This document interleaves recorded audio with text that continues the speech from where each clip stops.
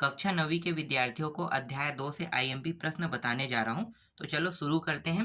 तो देखो यहाँ पे पहला प्रश्न देखो, 2 अंडर रूट 2 है प्लस 3 अंडर रूट 5 दिया हुआ है। इसी तरह से 5 अंडर रूट 2 माइनस 2 अंडर रूट 5 का योग ज्ञात कीजिए कह रहा है। मतलब योग करना है, दोनों को जोड़ना है। तो जोड़ने का एक सिंपल ट्रिक है। क्या ट्रिक है कि अंडर रूट 2 और अंडर रूट 2 वाला मान कहाँ पे, ये दोनों। ठीक है, ये दोनों बस जुड़ेगा और अंडर रूट 5 और अंडर रूट 5 ये दोनों जुड़ेगा। तो जोड़ते हैं पहले दो दो को। तो 2 और 2 अंडर रूट के अंदर में है। ठीक है, तो 2 2 तो कभी भी जुड़ेगा नहीं, लेकिन इसके आगे में जो मान है इनको जोड़ेंगे। 5 और 2 7 और अंडर रूट 2 रहेगा। ठीक है, तो यहाँ पे देखो 7 अंडर रूट 2 आ गया। अब इसको हल करते हैं। तो एक मान किस में है, एक मान प्लस में, एक मान माइनस में है।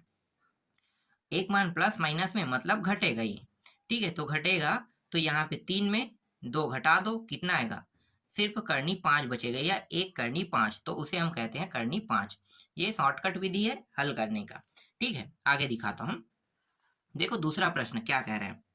यहाँ पे ये वाला प्रश्न जो है, 3 अंडर रूट 5 प्लस 5 अंडर रूट 7 और 8 अंडर रूट 7 माइनस 5 अंडर रूट 5 का अंतर ज्ञात कीजिए कह रहा है। ठीक है, अंतर ज्ञात करना है। तो यहाँ पे ये 7 और 7 वाला हल होगा, 5 और 5 वाला हल होगा, लेकिन अंतर कह रहे हैं, अंतर का मतलब माइनस करना है, घटाना है। तो इस तरह से आपको चिन्ह लगा देना है। ठीक है, तो ये जो मान है ये किस में है, प्लस में है, मतलब माइनस हो जाएगा। ये माइनस में है मतलब ये प्लस हो जाएगा। कैसे, देखो यहाँ पे चिन्ह परिवर्तन होगा। ये देखो हो गया दोनों चिन्ह परिवर्तन। अब इसे हल कर सकते हैं। तो ये 5 और ये 5 वाला जोड़ने में है तो 8 हो जाएगा। देखो 8 आ गया। अब यहाँ पे देखो ये प्लस में, ये माइनस में, और माइनस वाला बड़ा है तो घटाएंगे तो -3 अंडर रूट 7 आ जाएगा। ठीक है, आगे दिखाता हूँ। अब सरल कीजिए से अगर प्रश्न आता है तो ऐसे प्रश्नों को कैसे बनाओगे, तो गुणा करना है आपको। देखो 2 2 अंडर रूट 3 अंडर रूट 3, यहाँ पे प्लस और यहाँ पे माइनस दिया है, बस इतना ही अंतर है। तो आपको ये वाला सर्वसमी का यूज करना है। ठीक है, देख सकते हो ये वाला सर्वसमी का। तो ये ए मान लो, इसको बी मान लो, तो ए का वर्ग बी का वर्ग, इस तरह से सूत्र लगाओगे तो यहाँ पे मान आ जाएगा 1 आ जाएगा। इसके बाद चौथा प्रश्न देखो, ये दोनों को हल करोगे तो 5 अंडर रूट 2 माइनस 5, यहाँ पे देखो ये दोनों ठीक है वही सेम है, वर्ग कर दो, यहाँ भी वही सूत्र लगाओगे तो 20 आ जाएगा। फिर सरल कीजिए में देखो, और प्रश्न है सरल कीजिए में, ये वाला प्रश्न भी आप देख सकते हो। ठीक है, यहाँ पे वर्ग लगा है तो आपको ये वाला सूत्र उपयोग कर देना है। ये ए है, ये बी है, और ए बी मान के अगर हल करोगे तो इस तरह से हल होगा और ये मान प्राप्त हो जाएगा। ठीक है, तो ऐसे प्रश्न बहुत इजी और आसान होते हैं। मैंने आप लोगों को पढ़ाया भी है। ठीक है, आप लोगों को अध्याय वाला टॉपिक में पढ़ा दिया है कि कैसे उसे बनाना है, तो ज़्यादा दिक्कत नहीं करेगा। छठवां प्रश्न देखो, 1/√5 के हर का परिमेयकरण कीजिए कह रहा है। अब हर का परिमेयकरण, तो हमेशा हम हर का ही परिमेयकरण करते हैं, कभी भी अंश का परिमेयकरण नहीं करते हैं। तो जब भी हम ऐसे प्रश्नों को बनाएंगे तो ये √5 है, इसी का परिमेयकरण। परिमेयकरण का मतलब क्या होता है कि ये ऊपर और नीचे दोनों में गुणा। देखो 1/5 है तो ऊपर में भी करनी 5 का गुणा और नीचे में भी करनी 5 का गुणा, इसी को हम मेयकरण कहते हैं। तो ऊपर में गुणा करेंगे तो 1 करनी 5, 5 का 5 होगा मतलब। ठीक है, और ये 5 25 25 है तो अंडर रूट के अंदर में है तो 5 बाहर आ जाएगा। ठीक है, तो ये इसका आंसर हो गया। इसके बाद सातवां देखो, सातवां में भी वही करेंगे, करनी 6 का हम परिमेयकरण करेंगे। सेम है, ऊपर नीचे दोनों में गुणा हो गया, अंत में हल होके ये मान प्राप्त हो जाएगा। अब देखो ऐसे प्रश्नों को कैसे बनाते हैं, ये वाला टॉपिक भी मैंने आप लोगों को पढ़ाया है। ठीक है, बहुत आसान है और बहुत इजी ट्रिक है। इसका एक सिंपल ट्रिक क्या है, सिंपल ट्रिक ये है कि यहाँ पे 0.70 दिया हुआ है। ठीक है, को p/q के रूप में व्यक्त कीजिए कह रहे हैं। तो आपको क्या करना है, इस मान को x मानना है, जैसे कि यहाँ पे माना गया है। ठीक है, ये माना गया है, इसको देखना है। ठीक, x मान लिए। अब ये बार को जब हटाएंगे, बार क्या बता रहा है, बार ये बता रहा है कि 70 70 बार बार रिपीट हुआ होगा। तो यहाँ पे देख सकते हो 70 70 70 70 और अनंत तक गया है। ठीक है, ये बता रहे हैं। अब मुझे क्या करना है, मुझे आगे हल करना है। तो यहाँ पे ध्यान दो, बार के बाद कितने संख्या है, मतलब दशमलव के बाद 2 संख्या। तो दशमलव को अगर मैं 1 मानता हूँ, इसको 0 और इसको भी 0, तो कितना हो जाएगा, 100 हो जाएगा ना। दशमलव किसी संख्या से हटाते हैं, आपको पता होगा, नहीं पता है तो मैं यहाँ पे आपको थोड़ा सा समझा देता हूँ। देखो, अगर 0.08 इस तरह से दिया है, 0.78, 0.9 इस तरह से, तो सभी में अगर मैं दशमलव हटाऊं तो ट्रिक क्या होगा? ट्रिक होगा, ये जो दशमलव है इसे 1 माना जाता है। देखो, इसे पूरा 8 लिख लूंगा, ऊपर में दशमलव को क्या मानेंगे? 1, 1, 2, जितनी संख्या उसको 0 लिखते हैं। ठीक है, यहाँ भी वैसे ही करेंगे। दशमलव को पहले 78 लिख लो, दशमलव को 1, 1, 2, 2, 0। यहाँ पे देखो, दशमलव को 1 मानोगे और यहाँ पे 9 बस अकेला है, मतलब 0, और ऊपर में 9 रहेगा। तो इस तरह से दशमलव हटाया जाता है। ठीक है, ये ट्रिक है। तो यहाँ पे दिया है 0.70 दिया है, बार में दिया है। ठीक है, अगर मुझे 70 चाहिए तो मैं 70 को निकालूंगा, तो यहाँ पे दशमलव का 1, 1, 2, 2, 0 इस तरह से। इसीलिए यहाँ पे 100 से हम क्या करेंगे, यहाँ पे इसमें गुणा कर देंगे x में। 100 का जब गुणा करेंगे तो 70 अंदर आ जाएगा, ये रहा। ठीक है, उसके बाद फिर जो है अनंत तक के वैसे ही जाते रहेगा। और वापस हम उसे कैसे लिख सकते हैं, क्योंकि ये बार बार हो रहा है, इसलिए हम उसको ऊपर बार लगा सकते हैं और नाम दे देते हैं दूसरा समीकरण।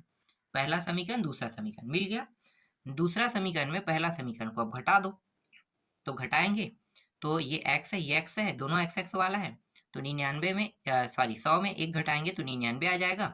और यहाँ पे देखो, ये बार है और ये बार है, दोनों दशमलव के पीछे में है ना, तो कट जाएगा, तो बचे क्या? 70। तो देखो यहाँ पे ये इस तरह से बचा, 99x बराबर 70। अब 99 को किस पार ले जाते हैं, तो तिरिया गुणा होकर नीचे आ गया, x बराबर 70/99, और यही है p/q के रूप में व्यक्त हुआ है। इसके बाद देखो, एक और प्रश्न है यहाँ पे। ठीक है, ये भी आसान सॉल्यूशन है। क्या करोगे, पहले इसे x मानोगे, जैसे कि यहाँ पे माना गया है। बार जब हटाओगे तो इसे इस प्रकार से लिख सकते हैं। इसमें कितने का गुणा करेंगे, आपको पता है क्या? ये बताता है, ये बार लगा है ये। ठीक है, 0.39 दिया हुआ है, मतलब इसे कितना मानोगे? दशमलव को 1, 1, 2, 2, 0, 100, तो 100 से गुणा कर दोगे इसे, तो यहाँ पे 839 क्या हो जाएगा? अंदर में आ जाएगा। ठीक है, मतलब 39 अंदर में, बाकी इस तरह से रहेगा। तो बार लगा है ना, तो उसको वापस हम इस तरह से लिख सकते हैं। फिर दूसरा में पहला को घटा दो, तो ये हो जाएगा 99 और ये हो जाएगा, कितना हो जाएगा? 839। ठीक है, 839 रहेगा। यहाँ पे देखो, एक गलती है, यहाँ पे ये 31 लिखा है, ये 39 है। ठीक है, 39 और यहाँ भी 39 इस तरह से। ठीक है, इसके बाद यहाँ पे ये हल होके ये p/q के रूप में व्यक्त हो गया। चलो आगे दिखाता हूँ। ये प्रश्न ना 6 नंबर के प्रश्न है, और 6 नंबर के प्रश्न में वार्षिक में ऐसे प्रश्न आते रहते हैं, ये आता ही रहता है। ठीक है, इंपॉर्टेंट टॉपिक है। 3 प्रश्न है जो 6 नंबर में आता है। पहला प्रश्न ये हो गया, देखो 6 प्लस करनी 3 अपान 6 माइनस करनी 3 बराबर a प्लस बी √3, मतलब a b का मान हमें निकालना है। तो हल कैसे करोगे, तो ये जो नीचे में दिया है ना, इसका परिमेयकरण करेंगे, जैसे हर का परिमेयकरण करते हैं, एक प्रश्न आया था ना, वही है। ये थोड़ा सा पेचीदा रहेगा, क्यों? क्योंकि यहाँ पे नीचे में ना 6 प्लस करनी 3 दिया है, तो क्या होगा, जब भी परिमेयकरण करते हैं तो ये जो चिन्ह वाला है ना, ये माइनस की जगह प्लस हो जाएगा, प्लस लेके ऊपर नीचे गुणा करेंगे। हमें नीचे को देखना है, ऊपर में क्या है हमें कोई मतलब नहीं। ऊपर में प्लस, इसका मतलब ऐसा नहीं है कि हम ऊपर के साथ परिमेयकरण करें, हम करें नीचे वाले के साथ, नीचे के चिन्ह में परिवर्तन हो जाएगा। जैसे ये माइनस है, तो ऊपर वाले जब गुणा करेंगे दोनों को, तो ये दोनों प्लस में आ जाएगा। देखो इस तरह से, ये दोनों सेम है, तो इसको हम इस प्रकार से लिख सकते हैं, और ये दोनों सेम नहीं है तो हमको इस तरह से लिख सकते हैं। ठीक है, और राइट हैंड साइड के मान जैसा वैसा लिखते जाएंगे। अब यहाँ से अगर वर्ग हटाएंगे तो इसे इस प्रकार से लिखा जाता है। आपको पता होगा सूत्र क्या है, a का वर्ग प्लस b का वर्ग प्लस 2ab, यही है, सेम फॉर्म में आ गया। 6 छक्के 36, 3 आधा है, आधा आधा पूरा 3 हो गया, घटा दोगे तो 33 आएगा। ठीक है, ऊपर को भी हल कर सकते हैं, 36 और 3 कितना होगा? 39, फिर 6 दूनी 12 करनी 3, ये आ गया। आगे देखो, अब 33 को क्या कर सकते हैं, दोनों से भाग दे सकते हैं इस तरह, तो 13/11 आ जाएगा 4/√3।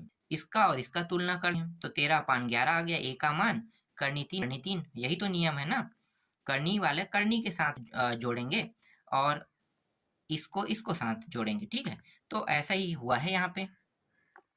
तो यहाँ पे b का मान 4/11 यहाँ पे प्राप्त हो गया। अब देखो यहाँ पे दूसरा प्रश्न, ये वाले प्रश्न को आप कैसे हल कर सकते हैं? इसको हल करने के दो तरीके हैं। पहला तरीका क्या है, आप परिमेयकरण करके कर सकते हो, लेकिन परिमेयकरण करोगे तो अलग अलग हल होगा ये दोनों। और परिमेयकरण नहीं करोगे, डायरेक्ट सरल करोगे तो आसान तरीके से इन दोनों को, देखो हर बराबर नहीं है तो सबसे पहले क्या करेंगे, हर को बराबर करेंगे। यहाँ पे प्लस है ना एक जगह और एक माइनस है, तो मतलब क्या है, हर बराबर नहीं है तो दोनों को गुणा, फिर गुणा इसके साथ और इसका इसके साथ, यही नियम यहाँ पे लागू है। ठीक है, हल करोगे तो अंत में आपको ये मान प्राप्त होगा। ठीक है, ये भी प्रश्न मैंने बना दिया है, आप प्रश्नावली के टॉपिक में जाके देख सकते हो। और ये भी प्रश्न मैंने बना दिया है। अब यहाँ पे देखो 1 2 3 मान है, इसको सरल करोगे तो इसको भी दो तरीके से हल कर सकते हो। एक तो परिमेयकरण करके और दूसरा जो है यहाँ पे नीचे के हर को बराबर करके। अगर आप हर बराबर करके हल करोगे तो देखो क्या करना है आपको, इसका गुणा इसके साथ, इसका गुणा इसके साथ और इन दोनों का इसके साथ, यही होगा नियम। ठीक है, जब इन दोनों को हल कर लोगे फिर इस वाले को फिर आगे में अटैच करोगे। ठीक है, इन दोनों का जो मान आएगा उसमें क्या करोगे, ये वाले मान को इस साइड गुणा करोगे और ये वाले मान को इस साइड गुणा करोगे। ठीक है, और इन दोनों को इस तरह से गुणा करोगे। तो ये ट्रिक है और यहाँ पे परिमेयकरण करके हल किया गया है, देख सकते हो। तो दो तरीके हैं, जो भी तरीका आपको सरल लगे उन तरीकों को आपको उपयोग करना है। ठीक है, तो इस तरह से यहाँ पे आप देख सकते हो इसका सॉल्यूशन हुआ है 16 माइनस करनी 3 यहाँ पे प्राप्त हुआ है। चलो आगे दिखाता हूँ। यहाँ पे चौथा प्रश्न को नहीं देखना है, ये कोई मतलब नहीं है, पहले आता था लेकिन ऐसे प्रश्न अब बंद हो गए हैं। इसके बाद ये वाला प्रश्न देखो, 6 करनी 3 को 13 करनी 3 से गुणा कीजिए कह रहा है। तो ये प्रश्न आप देख सकते हो। ठीक है, गुणा करना है, सिंपल गुणा है, ये इसका उत्तर आएगा। छठवां प्रश्न देखो, ये करनी 5 करनी 5 जोड़ना है, तो भैया बहुत आसान है, 3 3 इसमें भी है, 5 5 भी है, तो ये 2 और 1 3 हो जाएगा। तो इस तरह से मान प्राप्त होगा। इसके बाद देखो सातवां प्रश्न, सातवां प्रश्न को आप देख सकते हो, हर का परिमेयकरण कीजिए कह रहे हैं। तो नीचे वाले को परिमेयकरण करना है, यहाँ पे क्या प्लस है, मतलब ऊपर नीचे जब गुणा करोगे तो यहाँ पे माइनस आ जाएगा। बाकी सॉल्यूशन बहुत आसान है, आप देख सकते हो। ठीक है, तो ये अंतिम उत्तर ये रहेगा। ठीक है, तो अध्याय 2 में बस इतना ही इम्पोर्टेंट क्वेश्चन है और नहीं है, बस इतने की आपको क्या करना है, तैयारी करना है।